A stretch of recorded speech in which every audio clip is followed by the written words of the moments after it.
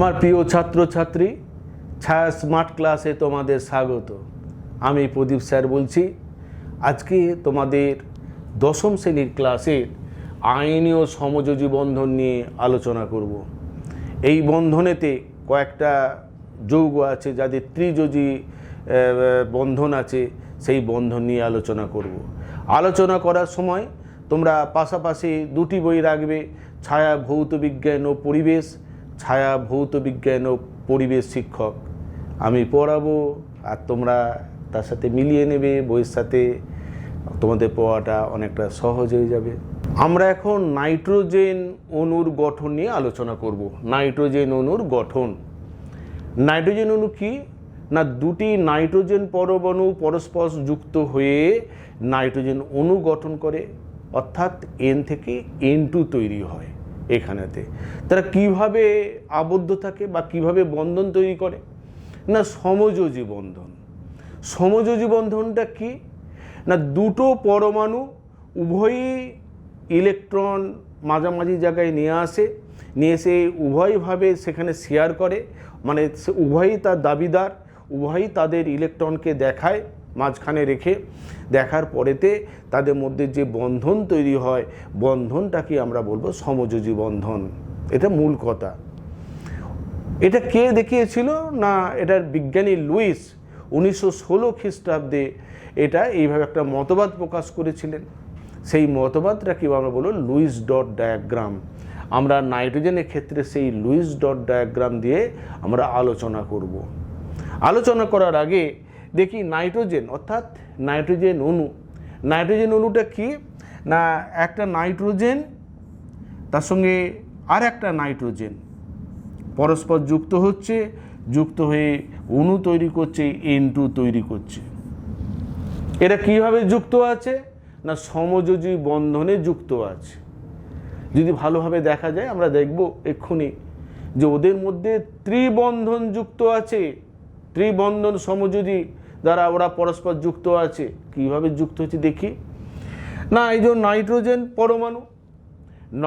পরমাণুর যদি আমরা ইলেকট্রন বিন্যাস দেখি তাহলে কি হবে না, 2 আর 5, 2 আর 5, অর্থাৎ কে কক্ষে দুটো ইলেকট্রন আছে, এল কক্ষে আছে 5টা। আমরা বাইরের কক্ষে ইলেকট্রন নিয়ে আলোচনা করব। বাইরের কক্ষে কটা আছে? 5টা। এই 5টাই ইলেকট্রন নিয়ে আমরা আলোচনা করব। এই নাইট্রোজেনের ক্ষেত্রে বাইরের 5টাই ইলেকট্রন নিয়ে আলোচনা করব।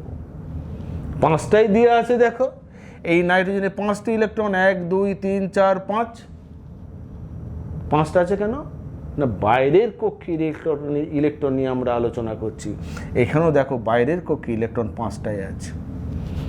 এবার যখন পরস্পর যুক্ত হচ্ছে, এই নাইট্রোজেন আর এই নাইট্রোজেন পরস্পর যখন যুক্ত হচ্ছে, দেখো যে এ একটা নাইট্রোজেন আর এ একটা নাইট্রোজেন পরমাণু যখন পরস্পর যুক্ত হচ্ছে, এর তো 5টা ইলেকট্রন আছে, এরও 5টা ইলেকট্রন আছে। এর 5টার মধ্যে 3টে ইলেকট্রন এখানে নিয়ে এলো আর 2টো ইলেকট্রন এখানে রয়েছে। তাহলে 5টা ইলেকট্রন 3টেকে একদিকে নিয়ে গেল। কার দিকে নিয়ে গেল? অপর নাইট্রোজেন পরমাণুর কাছাকাছি নিয়ে গেল। একইভাবে এই যে নাইট্রোজেন আছে, এর 2টো রইল এখানে, বাকি কটা রইল না, 3টেকে এই কাছাকাছি নিয়ে চলে এলো। তাহলে এই 3টে ইলেকট্রন কিন্তু এই নাইট্রোজেন পরমাণুর, আর এই 3টে ইলেকট্রন কিন্তু এই নাইট্রোজেন পরমাণুর। এবার কি হচ্ছে না, এখান থেকে যদি আমরা বৃত্ত আঁকি, এই নাইট্রোজেনের কটা ইলেকট্রন হবে? নাইট্রোজেনে দেখো 8টা ইলেকট্রন হচ্ছে, 1 2 3 4 5 6 7 8। আর এই ক্ষেত্রে এই নাইট্রোজেনকে যদি আমরা একটা এখানে বৃত্ত আঁকি, তাহলেও দেখো 8টা হচ্ছে, 1 2 3 4 5 6 7 8। এখন এই যে দুটো করে জোড় তৈরি হয়েছে, 3 জোড়া আছে, 2টো ইলেকট্রন থাকলে একটা বন্ধন হবে। তাহলে এই 2টো ইলেকট্রনের মধ্যে একটা বন্ধন, এই দুটোর মধ্যে একটা বন্ধন, এই দুটোর মধ্যে একটা বন্ধন, 3টে বন্ধন তৈরি হচ্ছে। আর এই দুটো ইলেকট্রন বাইরে পড়ে আছে, এরা হলো নিঃসঙ্গী ইলেকট্রন, এরা কখনো এই বন্ধন তৈরি করতে কাজে লাগে না বা অংশগ্রহণ করে না। আমরা এবার এই ছবিতে ফিরে আসছি, দেখি কিভাবে আঁকা যায়। দুটো নাইট্রোজেন, 5টা 5টা করে ইলেকট্রন দেখানো হয়েছে বাইরের কক্ষের। এবার দুটি নাইট্রোজেন কাছাকাছি এসেছে, আসার পরেতে এই নাইট্রোজেন 3টে, এই নাইট্রোজেন 3টি ইলেকট্রন দিয়েছে, এই 3টে 1 2 3, আর এই নাইট্রোজেন 3টে দিয়েছে 1 2 3। তাহলে এই নাইট্রোজেনের দুটো ইলেকট্রন রয়েছে যারা কিন্তু কোনো অংশগ্রহণ করেনি, এই নাইট্রোজেনের 3টি ইলেকট্রন রয়েছে অংশগ্রহণ করেনি। এর ফলে কি হইল কি, এদের মধ্যে 3টে বন্ধন তৈরি হয়েছে। সেই 3টে বন্ধন এখানে দেখানো হয়েছে, দেখো 3টে বন্ধন দেখানো হয়েছে। আর এই দুটো ইলেকট্রন আর এই নাইট্রোজেনের দুটি ইলেকট্রন বাইরে পড়ে আছে, এরা হলো নিঃসঙ্গ ইলেকট্রন। এইভাবে সমযোজী ত্রিবন্ধন তৈরি করেছে। এখন আমরা অ্যাসিটিলিন অণুর কিভাবে তৈরি হয়, তাদের গঠন কিভাবে হয় সেটা নিয়ে আলোচনা করব। অ্যাসিটিলিন এর সংকেত কি না C2H2। এই C2H2 যে বন্ধনীতে যুক্ত হয় সেটা হলো সমযোজী বন্ধন। সমযোজী বন্ধন কিভাবে তৈরি হয়েছে না, এর গঠন বর্ণনা করার জন্য আমরা লুইস ডট ডায়াগ্রাম ব্যবহার করব। আমরা জানি বিজ্ঞানী লুইস 1916 খ্রিস্টাব্দে, আমেরিকান বিজ্ঞানী লুইস 1916 খ্রিস্টাব্দে এই একটা মতবাদ দিয়েছিলেন। কি মতবাদ দিয়েছিলেন না, প্রত্যেকটা পরমাণুর বাইরের কক্ষে ইলেকট্রন নিয়ে আমরা চিন্তা ভাবনা করব, ইলেকট্রনগুলোকে ডট দ্বারা প্রকাশ করব। আর এই দুটো করে যখন জোড় তৈরি করবে, একটা পরমাণু একটা ইলেকট্রন দিল, অন্য পরমাণু আর একটা ইলেকট্রন দিল, অর্থাৎ যখন এক জোড়া ইলেকট্রন ব্যবহৃত হবে তখন এক বন্ধন হবে, দু জোড়া ব্যবহৃত হলে দ্বিবন্ধন হবে, 3 জোড়া যদি ব্যবহৃত হয় তখন ত্রিবন্ধন তৈরি হবে। আমরা গঠনটা দেখছি।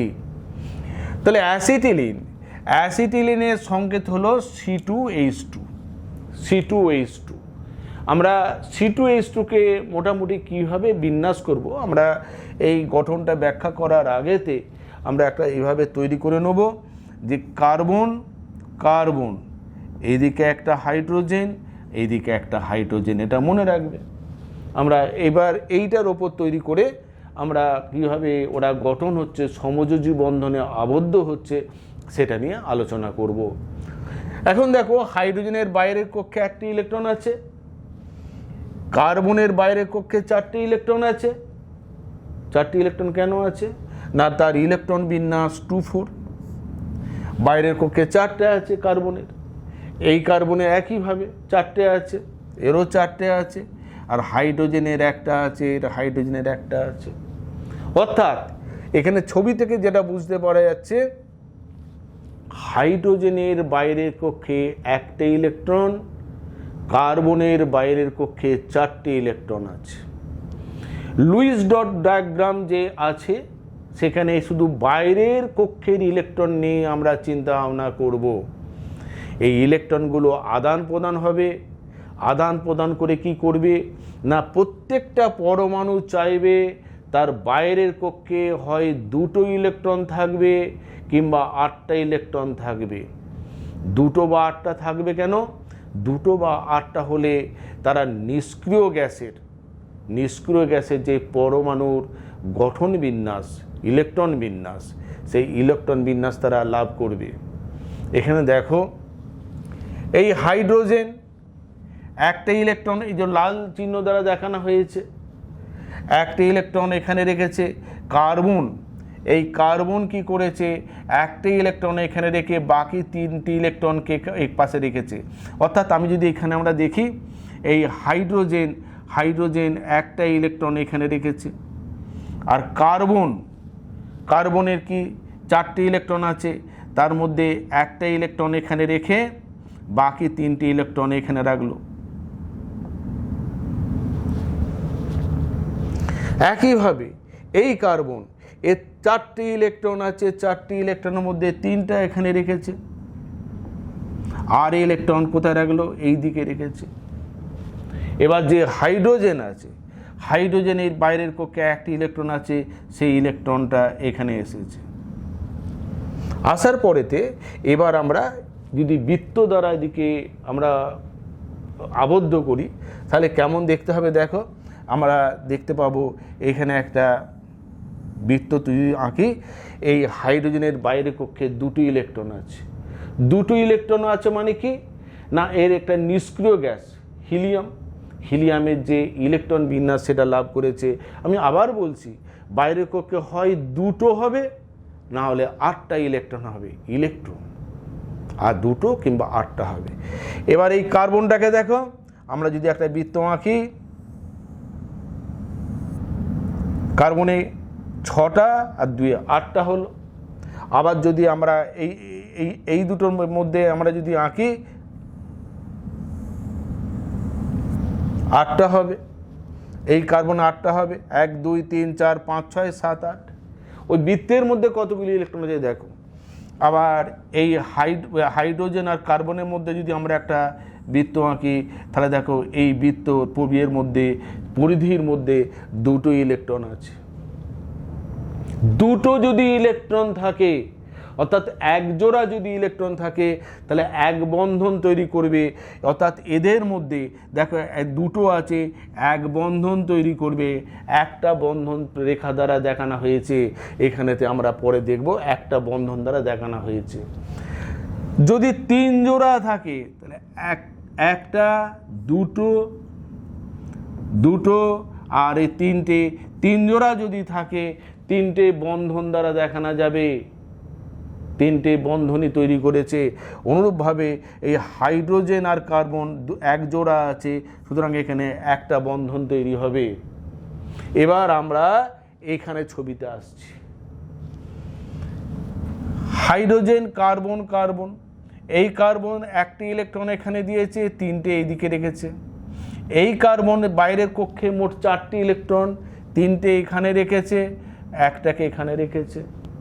আর হাইড্রোজেনের একটা লাল রঙ যা দেখাচ্ছে এখানে রেখেছে, রেখে 3টে দেখো আমাদের যে বৃত্ত আঁকা হয়েছে এটা একটা করা হয়েছে, আর এখানে একটা তৈরি হয়েছে।